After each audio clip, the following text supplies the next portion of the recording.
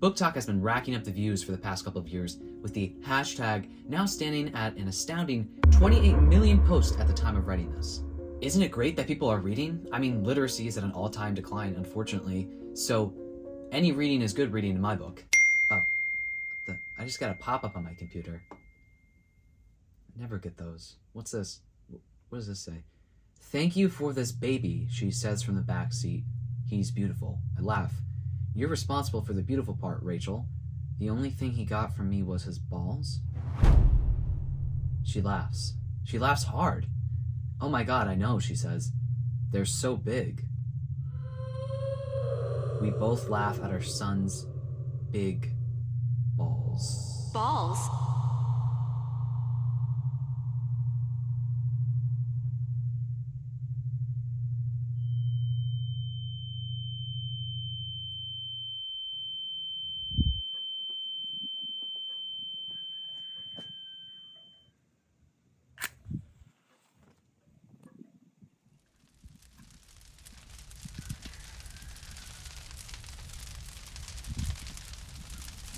No more. A few weeks ago, I made a video discussing the consumerist culture that I've noticed on TikTok, and I brought up BookTok, albeit only for a few minutes of the video. BookTok was not the primary focus of that video. However, for the past couple of months, I have been debating whether to make an entire video dedicated to this subculture on TikTok. Today I'll be covering the good and, of course, the bad of BookTok. I find this subculture to be so interesting. It is nowhere near as niche as it once was. Even BookTube, which has been around for quite a while longer, hasn't reached the mainstream as much as BookTok has. I personally am a reader, an avid reader at that, and I frequent BookTok from time to time, although I'm not fully submersed in the culture, thank God. One thing I want to preface this discussion with is that I'm aware that BookTok's primary user base is women. The point of this video is not to make fun of the women on BookTok because, ooh, they like girly romance books, and that's lame. Girl, I love smutty romance as much as the next gay guy on BookTok does, okay? The point of this video is to critique the many problems that I have noticed within this community, and to point out the obvious good parts of it as well. I have made plenty of videos on my YouTube channel making fun of and criticizing men. So if watching me do the same to women is too much for you to comprehend, then please leave before you say some stupid shit in the comments, okay? As always, I will be linking my sources and related videos down below that expand upon some points that I'll discuss in this video, including Mina Lee's video, which focuses on the hot girlification of reading, which was literally uploaded 2 days after I started this script. I will never escape the copying allegations. Let's start off with the aesthetics of reading. This is going to be a primary focus of today's video because the huge need for aesthetics on BookTok leads to novels about abuse being romanticized, random people being over-sexualized, people not actually reading it. It all goes back to aesthetics. In order to gain views and following, BookTok content creators rely on certain aesthetics and tropes when reviewing these novels. Through the use of pretty book covers, elegant backgrounds, and organized bookshelves, emphasis is on how the books look as opposed to the themes they explore. Tropes or popular plot devices employed across multiple books are also heavily relied on. Reading has long been seen as something pretentious. Hell, I still feel like I'm a douchebag for just simply writing poetry, but BookTok has changed the way people view reading in a lot of different ways. Reading is no longer just for rich pseudo-intellectuals, because take my word for it, they still read a lot. No, reading is for everyone. Since the dawn of time, reading has been a very, very powerful tool, since we all know and agree that knowledge is power. Why do you think that books are the first thing that tyrannical governments target? Now, I'm gonna put on my pretentious glasses, okay? I just finished reading 1984 for the first time, and in the book, the government fully controls how and what information the people receive. One of the largest plot devices in the novel was a book itself. You can see why reading is important, and why I don't for a single moment believe that BookTok is the worst thing to ever exist on TikTok. No, there are many worse things on that godforsaken app. The aesthetic of books on BookTok is typically much more feminine rather than rich and pretentious, which I'm not saying is a bad thing at all. In fact, many books that have been popularized on there are books that have been typically put down for being too girly or not serious enough to be considered real books. Real readers read 1984 and Plato's Republic, not Emily Henry. That's for girls, and girls are dumb. The women on BookTok have been embracing their enjoyment and pleasure for smutty romance novels. It is no longer not real literature. They're books, and people should enjoy reading instead of forcing themselves to read a book published in ancient Greece, okay? I'm not saying that the Republic is not an important piece of literature, but you get what I'm saying. Books are books, and people should be able to read what they want without being shamed for not being a real reader. I personally have read quite a few books that have blown up on TikTok. See this? You see this? I fucking loved these books. This one a little less. You know, if you want to hear my full thoughts, please, for the first time in this video, I'm going to plug my Goodreads. I write reviews, okay? If you want to hear my full thoughts, go on my Goodreads, okay? I love these, and I am 100% going to continue with the series. Are these two books anything revolutionary or new in terms of plot? Nope. But are they a fuckload of fun to read? Yep. I also have a few of Emily Henry's books here. I'm planning on purchasing the two I'm missing. You know, I have a Sally Rooney book here, The Seven Husbands of Evelyn Hugo I have, which I read before it blew up on TikTok and is also one of my favorite books of all time, and I've read and own every single one of Taylor Jenkins Reid's books, but that is besides the point. I think a lot of people who criticize BookTok are genuinely upset that reading is not as pretentious or niche as it once was. I mean, when I was in school, I literally got picked on for reading books a few times. Yeah, it was considered nerdy. How am I supposed to act like I'm superior to everyone when it seems like everyone is reading books now? Well, by saying that their books aren't real books. People want to hate on what's popular, especially when what's popular is popular by the hands of women. While I do think that a lot of haters do fall into this category, I think most people who criticize BookTok have real and genuine concerns for the aesthetic obsession that BookTok has, as capitalistic motives drive much of what we see on social media. The commodification of feminism and other social issues results in poor, watered-down explorations of important issues of representation, visibility, and power. You've probably noticed that a large majority of the popular writers on BookTok are white, cis, heterosexual women. Sally Rooney, Taylor Jenkins Reid, Emily Henry, etc. I can go on and on. While there's nothing wrong with their books, well, some of their books getting pushed into the mainstream, one has to wonder, where are the diverse stories that are getting popularized on BookTok? Certainly, these women can include a diverse cast of characters and storylines in the books that they write, but unfortunately, a lot of the books that blow up that are written by them are primarily centered around cishet white people, and a lot of the authors that blow up on TikTok are primarily cishet white people. I'm sure there are plenty of BookTokers who promote diverse stories by queer, people of color, trans, neurodivergent, and other kinds of authors, but if you look at the most popular BookTok reads, a lot of them don't have much representation.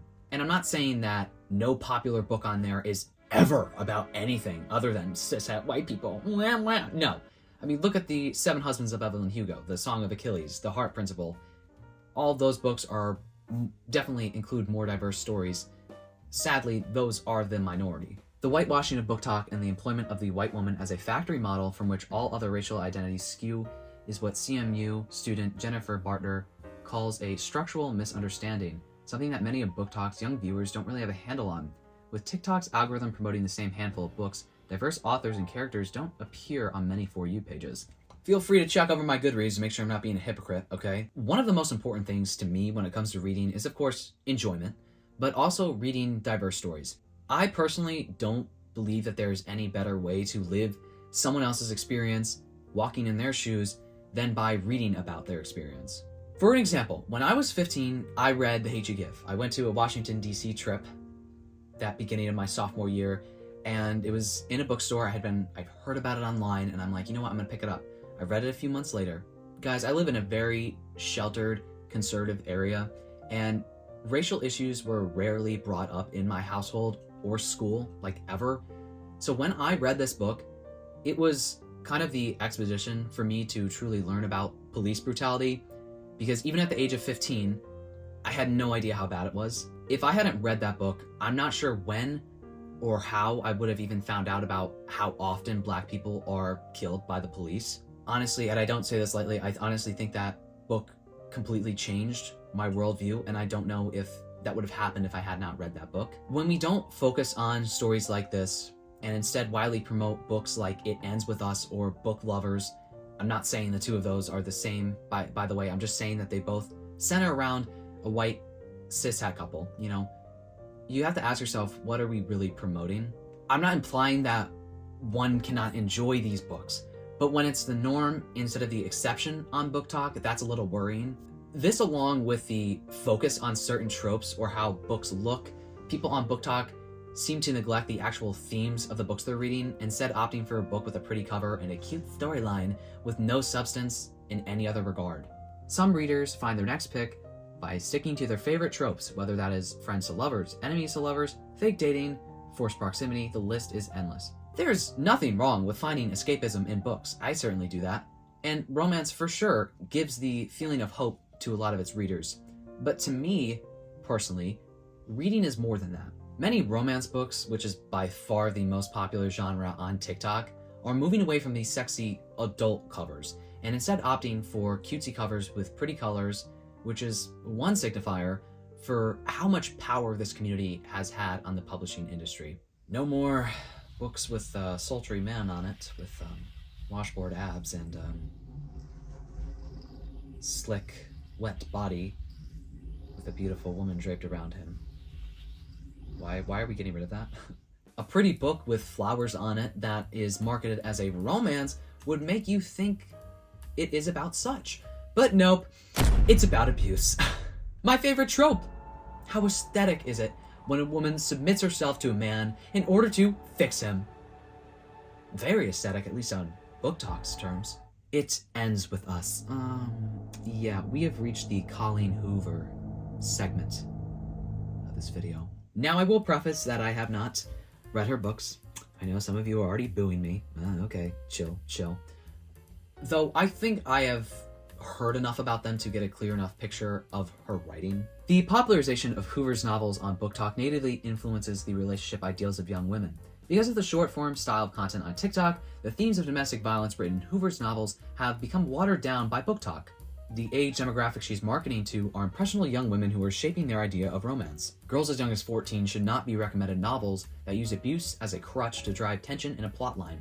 It was surprising to learn that the aforementioned It Ends With Us is considered to be a young adult romance novel. Let me know if some of you, all of you, whatever, want me to do a video of reading some of her books. That would be kind of interesting, right? From the library, of course, you know, or else I would be a hypocrite. The popularization of Colleen Hoover's books can be seen as a mistake by some. Now, you all know that I have no issue when media is centered around serious subject matters, such as domestic violence. That's not the problem with her books, though. The main criticism that people have for Hoover's books is that they are romanticizing the idea of abuse, instead of treating it like the delicate subject that it is. Here's the thing, not every book recommendation is straight from the 12th Circle of Hell on BookTok, although most of them are. And if you want to get better recommendations, I would suggest you try to find creators with a similar taste to you. Personally, I almost always have the same taste as A Clockwork Reader or Hannah on YouTube. Been watching her for a really long time, and if she recommends something, I'm pretty likely to pick it up. If she says she doesn't like something, I'm pretty likely to never read that book. If I see a popular book on BookTok, chances are I'm not going to like it, okay? I'm very particular with my reading, so I won't pick it up, and I'll move on. However, this doesn't change the fact that a lot of books that get popularized on BookTok are straight up considered trash by some people, including me. Just because you want to read for fun doesn't mean that you have to recommend a novel that allegedly romanticizes abuse to your audience. One Reddit comment I found says this: long term, seeing the impact BookTok has on literature, it just seems to be decreasing the quality of new books. Contemporary, lighthearted romance, not books as a whole, obviously. Authors spew formulaic, lazy books that work because people have begun to support authors like they're part of a celebrity culture instead of deciding what they think of the books individually. But bad literature is not new. It's just more widely popularized now. My personal hope is that a lot of these new readers will move on to more diverse books with richer themes instead of just reading and recommending the same plot line over and over. Reading is obviously good no matter what, in my opinion. I don't really care if you're reading the same reused trope. Again, BookTok is not all that bad. Here we have come to the consumerism aspect of BookTok. With such a large focus on aesthetics, inevitably people will feel pressured to buy and make content around the most popular books, which we've already pointed out are mostly about the same recycled plot points. People are almost reading as if it is a social event and not to actually expand their minds. Mega mind. Brain so big it bursts, baby. About to bust. A friend creator on BookTok recommends a book and you immediately pick it up. If not just to be seen with the thing, you'll probably never read it. As long as it seems like you're reading something, then that's good enough. You're already seen as smarter than the average person who doesn't have the time or care to read. BookTok overconsumption has gotten so bad that people are now going so far as to compare it to the fast fashion side of TikTok. I personally find this to be just a little bit overblown, since fast fashion, not books, is one of the world's worst, top, most polluting industries. Although the published industry is certainly up there, so this doesn't mean that the overconsumption of books is exempt from criticism. For the US alone, the publishing industry uses about 32 million trees in order to produce books each year. Globally, the production process itself emits more than 40 million metric tons of CO2. Each year, consumers waste more than 16,000 truckloads of books, which have not been read once. Wow. Those are just a few statistics for all of you. I'm not demonizing you if you buy books. I buy them too. Having a library filled with books has been a dream of mine since I was little. The thing is, and I have stated this before, I only buy about 6, if I have the money to spare, 10 books at a time, read them all, and then I buy more when I have the money to spend. When it comes to BookTok and other bookish communities online, most of the big creators will buy upwards of 30 books at a time just to film and post a haul for these books. Hauls, arguably, perform better than regular bookish content. So why not buy a shit ton of books every month that you'll never end up reading? Fuck trees, man. I'm not a tree hugger. I'm a tree fucker.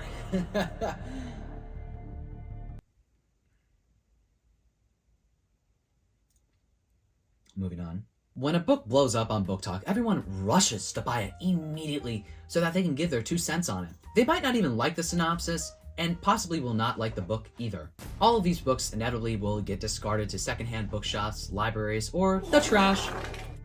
Ultimately, they'll probably all reach the landfill since the books fill up secondhand stores and libraries after they've reached their peak and no one wants to buy them anymore. I definitely do not discourage people from purchasing books in the slightest. I would be a hypocrite if I did. But here's the thing, maybe we should think before we buy 24 books that we might not end up reading. Cognitive thinking works.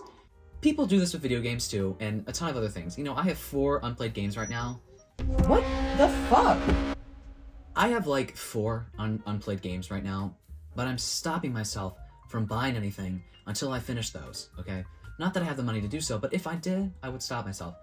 People do this with almost every consumable good ever. They just buy and buy and buy and buy and buy without thinking. So BookTok is not unique in this problem, but when social media is involved, oh, it just makes things way worse. There are a few bookish creators, such as with Cindy, who don't do hauls and such, and their content is just as stellar as anyone else's. We don't live in a perfect world by any means, so most of what we will do will have a lasting impact on the planet, but that doesn't mean we can't strive to do better. If you really want to buy your own books, I am not stopping you, but really think about if you're going to have this book or that book on your shelves 5 years from now, or if you'll even have shelves 5 years from now. Maybe if you're unsure about a book, try taking it out from a library first or buying it from a secondhand store if those are available to you. If you really like it, go out there and purchase a special edition of it. I don't care. Audiobooks and ebooks, unfortunately, are not much better, so in my opinion, it's just best to cut down how much you're buying altogether. Again, the sudden demand for books is not all that bad. Whilst the overconsumption and performativity of BookTok can be perceived as a negative thing, On the other hand, it has bolstered a dying publishing industry to new heights, with businesses like Simon & Schuster, who publish authors such as Colleen Hoover and Taylor Jenkins Reid, reaching an all-time high in terms of revenue in 2022. For the first time in the history of the company, they have reached the billion-dollar mark in their revenue. Smaller authors even have the possibility to blow up on TikTok, given that they're white and have some sort of popular trope written into their book, but still it can happen, right? Stimulating the economy to near orgasm is great, actually. So keep buying bucket loads of books. Everyone seemingly wants 4 walls all covered with shelves of books from ceiling to floor, since aesthetics are the most important things online. You'll notice that on BookTok, there are a lot of these kinds of Pinterest-esque videos where there'll be a certain aesthetic in the video with stock images and such, along with quotes from the creator's favorite smut books. Finally, the last group created by BookTok, and the one that positions itself as intellectually superior to the last two, relies heavily on the over-identification, categorization, and commodification of vibes or aesthetics. The increased popularity of the app and the microtrends entirely specific to TikTok have created a totally new way of engaging with media and basing a personality on it. While these videos with quotes from romance books are seemingly just horrifically really fucking cringe, don't worry, baby. We'll make it fit.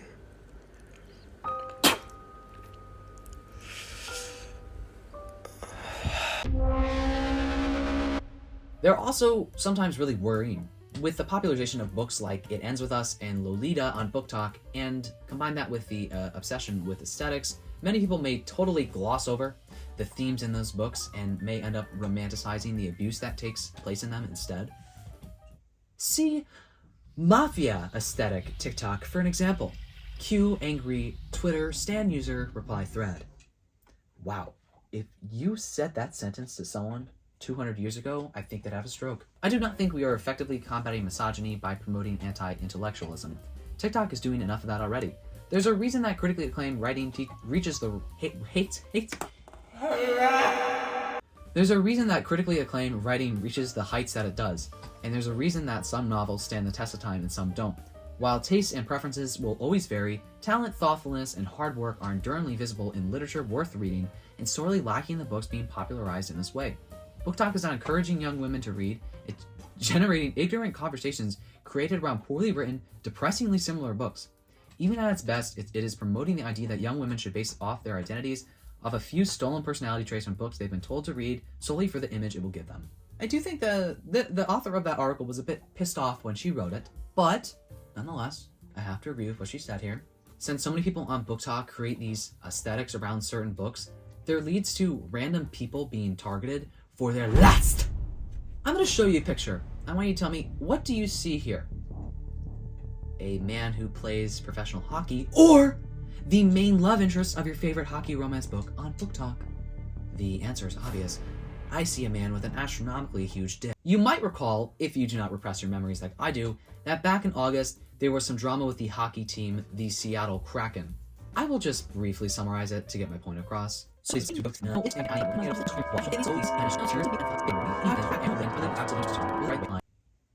Sorry, let me slow it down. TikToker and avid BookToker Kiara Lewis had made several videos intensely thirsting over Kraken team member Alexander Weinberg, and borderline harassing him, in my opinion. She was obviously not alone in this, since Alex represented the vibes that many main characters of popular hockey romance books on BookTok have. He's good looking, okay? I'll say it, you know. The lust, however, went too far. Videos showing Kraken players doing groin stretches and walking in slow motion gained popularity, with many using the catchphrase, "crack my back," to sexualize them. Even the Kraken team leaned into the fervor, inviting creator Kiara Lewis, who is credited for being among the first to cultivate the crossover fandom of hockey and BookTok, to one of their games. Now this still confuses me. I'm unsure why the team leaned into this when it was so obvious that the thirst was going way too far on TikTok. They were rewarding this kind of content creation and feeding the hype and feeding the frenzy, and then as soon as it started not going well for them, they dropped the whole situation and pretended that it never happened. I think they owe Kiara, Alex, his family, and a lot of people an apology in this situation. Anyway, in sum, Alex's wife ended up calling out Kiara indirectly on her Instagram stories, saying how the over-sexualization of her husband has caused tremendous hardship on them. This pissed Kira off since she didn't see a big deal with what she had said, since she claimed that they were just jokes. The irony is that communities of romance readers are often very attuned and aware of ideas of consent, but we're seeing a disconnect between how it would be understood in a book versus how it would be understood IRL, so to speak. You can change your mind at any point. Now, I've been over-sexualized quite a bit online since becoming so ultra famous, right? So I can thoroughly understand why the attention began to wear on Alex and his wife. It's dehumanizing to be treated like an object of attraction just because you fit the mold for a character in a book. Another example of how tropes and aesthetics went too far is in the form of biker TikTok. Biker men main love interests are a large part of the dark romance subculture on TikTok. The same thing that happened with the Kraken team ended up happening with men and boys, yes, boys, on TikTok when people who read books with these themes decided to latch on to some guys who just happened to be bikers. Why did I wrote into my script, they fit my aesthetic, ! Where does that tie into what I just said? They fit my aesthetic! Some men have even consensually played into BookTok's thirst for these fictional characters, clearly trying to get more engagement and followers from these women. Now that is not what happened here. One 16-year-old on the app makes content pretty much exclusively surrounding his motorcycle and wears a helmet to obscure his face because, again, he is 16. After posting himself with some Hunger Games books, some BookTokers turned into fiends for this literal child. It's so easy to catch a predator nowadays. Chris Hansen, please come back. One video shows him reacting to the comment, "BookTok, not this one, keep him innocent." Okay, yikes. With the header, "I'm so confused." Some people were leering and clearly sexualized in tone.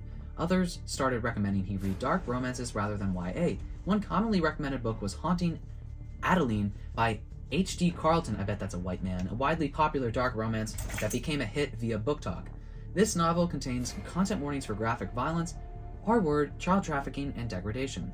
There's another strain of faux mama bear, "Oh, we will protect you, our little golden retriever," defenses that I'm not entirely eager to support either. Just because you're not sexualizing this kid, that doesn't mean trying to shoehorn yourself into his online life as an adult figure is more justifiable.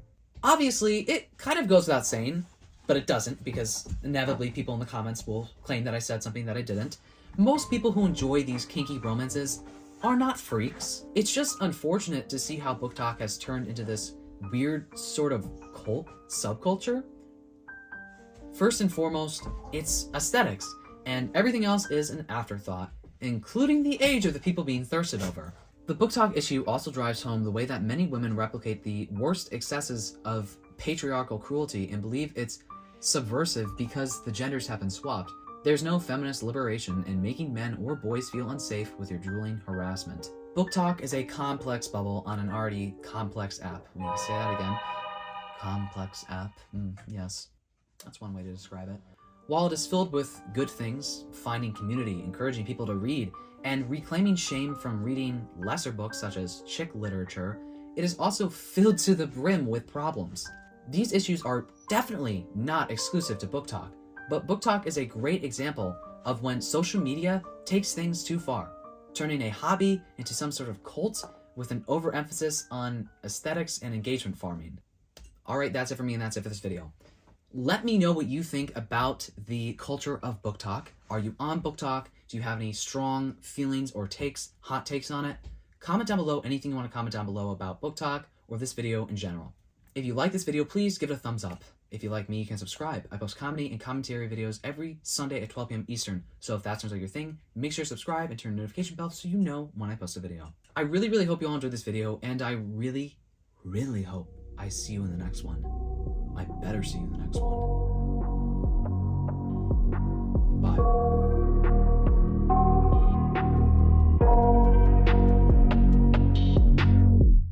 I got nightmares in my head, I fear that the thoughts build up until I can't hear, that my mind fills up into a creature, and it haunts me somewhere much deeper.